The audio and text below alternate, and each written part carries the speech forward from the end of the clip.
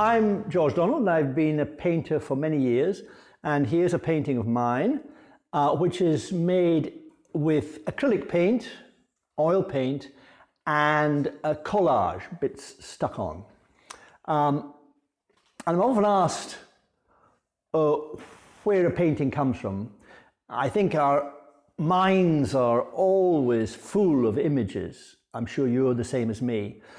The painter, unlike a poet or a dancer or a musician, uses colour, image to, as Picasso said, to unburden himself, herself, of ideas. Your mind crowded with delightful ideas, sinister ideas, strange ideas, and it's possible in a painting to put these down, to unburden your imagination and to have something solid, which is a sort of image of your dreams, put it that way.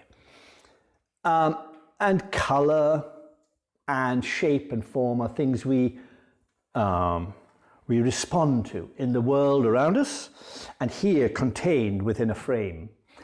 It's a strange and delightful instinct for human beings to do that. We've known that since we've looked at cave paintings 40,000 years ago and more.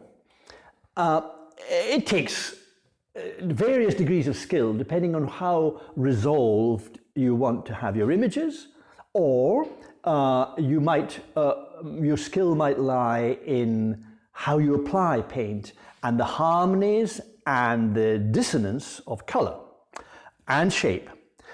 But in this painting, I've chosen to do both, to have areas which are, you might say, abstract, that is, not necessarily referring to anything that is seen in nature particularly, and other areas which are definitely, the paint is pushed and pulled around so that the brain of the viewer, my brain, cannot help but see some silken cloth there, or a woman, or a tiger, or a butterfly, or some foliage.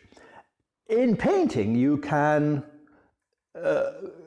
change the rules and allow the brain and the eye to wander from the specific to the more general, to the more atmospheric, shall we say.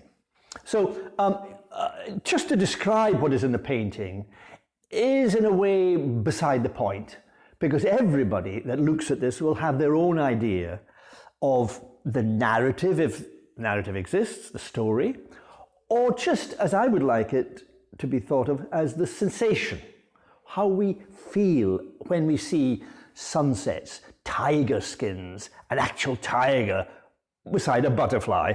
There's a contrast there. A woman with what I think is delicious, delightful, silky drapery, sharp, thorny vegetation beside that. These are sensations, and very often painters like to do that. In fact, inevitably they do that by putting down paint in a wild way or in a smooth and delicate way. They create different emotions in the viewer. And it's that power, I think, is what an artist enjoys. A musician enjoys it when, shall we say, a violinist works high on the strings or low, makes a fluid melody or a sort of staccato cacophony. These are all evoking various emotions in the listener. And so it is with painting. With the viewer, the eye moves from something vague to something very specific, to something dark, to something light. Pattern is there, form is there, and the whole painting is proposed as a sort of dream, you might say, which evokes in the viewer their own responses.